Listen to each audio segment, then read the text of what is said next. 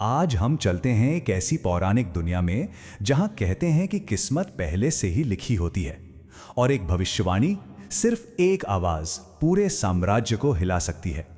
ये कहानी है जालिम राजा कंस और उसकी किस्मत की। सोचिए जरा, एक पल में सब कुछ अच्छा चल रहा हो और अगले ही पल आसमान से एक आवाज आए और आपकी पूरी जिंदगी का रास्ता ही बदल दे। बस यही इस कहानी का सार है। किस्मत, डर और वो काम जो हम उस डर की वजह से कर बैठते हैं। तो चलिए कहानी के बिल्कुल बीच में चलते हैं और मिलते हैं इसके मुख्य किरदार से, राजा कंस, मथुरा का शक्तिशाली लेकिन बेहद क्रूर शासक। तो ये जो कंस था वो कोई ऐसा वैसा राजा नहीं था। उसका राज प्यार या इज्जत से नहीं बल्कि सिर्फ और सिर्फ खौफ से चलता था। प्रजा उसके नाम से भी कांपती थी।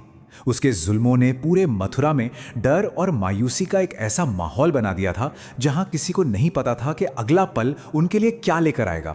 लेकिन कंस के किरदार में ना एक बहुत बड़ा विरोधाभास है। एक तरफ वो जालिम राजा है जिससे सब डरते थे, पर दूसरी तरफ उसकी एक कमजोरी भी थी, उसकी बहन देवकी। वो देवकी से इतना प्यार करता था कि उसकी शादी के दिन खुद सारथी बनकर उसका रथ हाँक रहा था। मतलब एक ही इंसान के दो बिल्कुल अलग अलग चेहरे। और बस इसी खुशी के माहौल में कहानी में एक जबरदस्त मोड़ आता है जो सब कुछ बदल कर रख देता है। यह दिन था देवकी और उसके पति वासुदेव की शादी का। चारों तरफ जश्न का माहौल था। कंस खुद अपनी प्यारी बहन को उसके नए घर, नई जिंदगी की तरफ ले जा रहा था और तभी अचानक आसमान से एक आवाज गूंजती है, एक ऐसी आवाज जो हमेशा के लिए सब कुछ बदल देती है। अरे मूर्ख, तेरे दिन अब पूरे हो चुके हैं। देवकी की 8वीं संतान ही तेरी मौत का कारण बनेगी। बस ये शब्द थे, एक सीधी, साफ और डरावनी भविष्यवाणी। जरा सोचिए कंस पर उस पल क्या गुजरी होगी। जो राजा एक पल पहले अपनी बहन के लिए प्यार से भरा था, उसी के कानों में अब अपनी ही मौत की खबर गूंज रही थी। उसका सारा प्यार एक ही झटके में डर और गुस्से में बदल गया। दिमाग पर जैसे पर्दा पड़ गया हो। उसने तुरंत अपनी तलवार निकाली और देवकी को, हाँ, उसी बहन को जिसे वो कुछ पल पहले दुनिया में सबसे ज्यादा प्यार करता था, वहीं खत्म कर देना चाहा। अब इस भयानक सिचुएशन में देवकी के पति वासुदेव ने अपनी पत्नी को बचाने की एक आखिरी हताश कोशिश की। उन्होंने एक ऐसा सौदा किया जिसने उनकी पूरी जिंदगी को एक कभी ना खत्म होने वाले दुख में बदल दिया। तो हुआ ये कि पहले तो वासुदेव कंस के पैरों में गिर पड़े, देवकी के जिंदगी की भीख मांगी। फिर उन्होंने एक ऐसा वादा किया जिसकी कोई कल्पना भी नहीं कर सकता कि वो अपनी हर संतान को पैदा होते ही कंस को सौंप देंगे। और कंस मान गया। उसने दोनों को जिंदगी तो दी, पर हमेशा के लिए जेल की सलाखों के पीछे डाल दिया। उसे लगा बस यही एक तरीका है अपनी मौत को टालने का।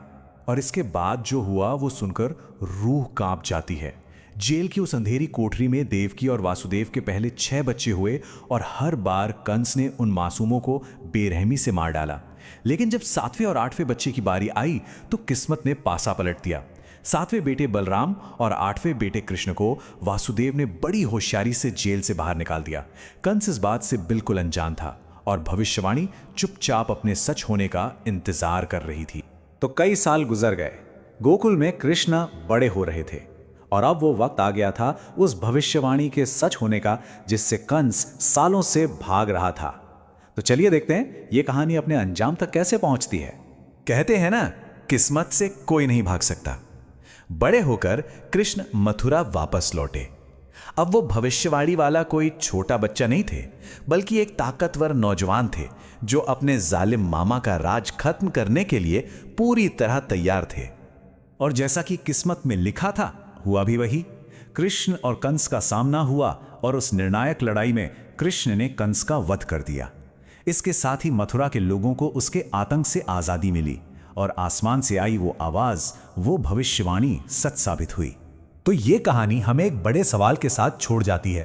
क्या कंस सिर्फ अपनी किस्मत का एक मोहरा था जिसका अंत पहले से तय था, या फिर उस भविष्यवाणी के डर ने ही उससे वो सब करवाया जिसने उसकी मौत को पक्का कर दिया?